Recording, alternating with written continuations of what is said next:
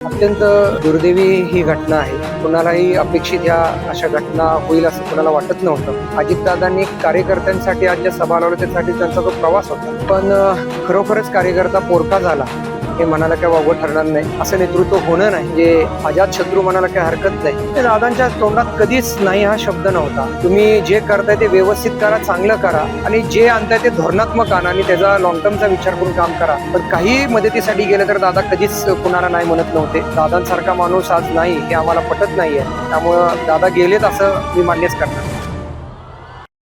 जे आहे ते नीतीने हिरावून घेतलं. काय सांगतात राज्याचे उपमुख्यमंत्री अजितदादा आपल्याकडे निघून गेले?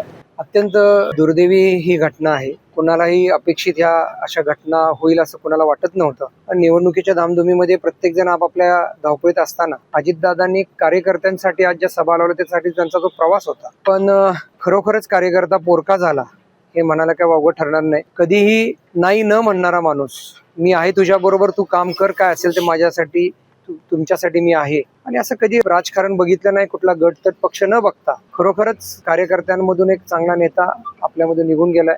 अत्यंत दुर्दैवी घटना आहे. असं नेतृत्व होणं नाही म्हणजे अजात शत्रू म्हणायला काही हरकत नाही. निश्चितच त्यांची ही उणीव आम्हाला सगळ्या कार्यकर्त्यांना, माझ्यासारख्या एक होतकरू कार्यकर्त्याला सुद्धा नक्कीच पोडकी जाण. तुम्ही देखील अनेक पत्रकारांना शेरा मारून द्यायचे ते निधी देखील मोठ्या प्रमाणात मिळाला, कधी नाही म्हणते दादांच्या तोंडात कधीच नाही हा शब्द नव्हता. तुम्ही जे करताय ते व्यवस्थित करा, चांगलं करा आणि याच्यामध्ये एक आपली आठवण राहिली पाहिजे आणि तुमचं नाव कधी खराब होऊ नये आणि ते क्वालिटीचं व्हायला पाहिजे. प्रत्येक कामामध्ये कसूर करू नका, चांगल्या पद्धतीने काम करा आणि जे आणताय ते धोरणात्मक आणा आणि त्याचा लॉंग टर्मचा विचार करून काम करा, अशी सातत्यानं सूचना होती. हे कुठलाही विषय म्हणजे नुसतंच विकास निधी असं म्हणून नाही, पण काही मदतीसाठी गेलं तर दादा कधीच कुणाला नाही म्हणत नव्हते. ते धीर द्यायचे, सगळ्यांबरोबर उभं राहायचे. दुःखात तर सातत्यांचे त्यांचे सुखात एक वेळ कमी असतील, पण दुःखात खूप मोठी साथ दादांची कायम असायची.